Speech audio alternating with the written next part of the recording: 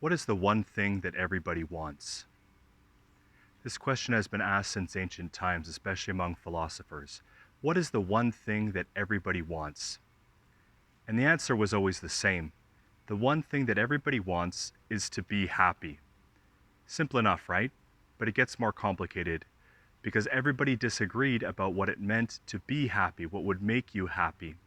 Is happiness found in material possessions and having certain things? Is happiness found in particular relationships? Is happiness found by living a certain lifestyle? In Jesus' gospel, he lays out to us today a very radical road plan for what it means to be happy. Jesus Christ in today's gospel, taken from Luke chapter 6, talks to us about the beatitudes. Beatitude, true happiness, true fulfillment.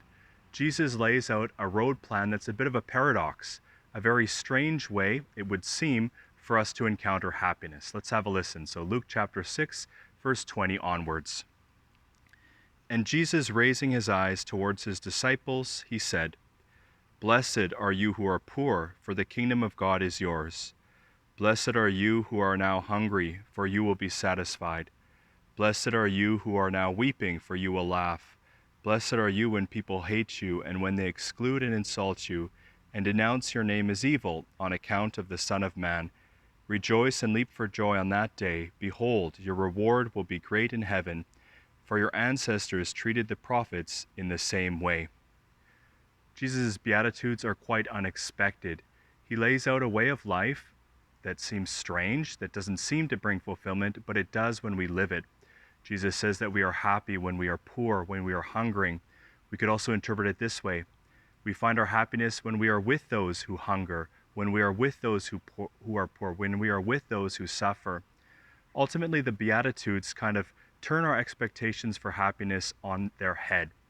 Jesus in his Beatitudes teaches us that happiness is not found in what we take for ourselves, in what we get into our lives for ourselves, but rather happiness is found when we give of ourselves to other people. Today we celebrate the feast of St. Peter Claver. St. Peter Claver lived around the year 1600 in Colombia, and he was famous for living these Beatitudes in a very radical way. He lived in Colombia among the slaves, and at this time, tragically, the slave trade was very active. And when a new ship of slaves arrived in Colombia, St. Peter Claver was one of the first ones there to rush to the port, to rush to the harbor, and he entered these ships where the people were kept in terrible conditions. He gave them medicine, he gave them food, he comforted them, he tried his best to help to take care of them. And in this way, Peter Claver truly lived the Beatitudes. He experienced true fulfillment, which is not always, this great sense that everything is going well in my life. There's going to be challenges, certainly, but we will experience true joy, true happiness when we live these Beatitudes, when we don't try to take from ourselves, but we try to give, when we try to serve others, especially those who are in need. So perhaps we can ask ourselves this simple question today. What do I think it will take for me to be happy? And this is a follow-up.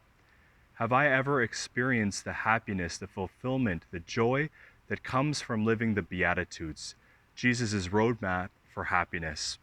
God bless you and take care.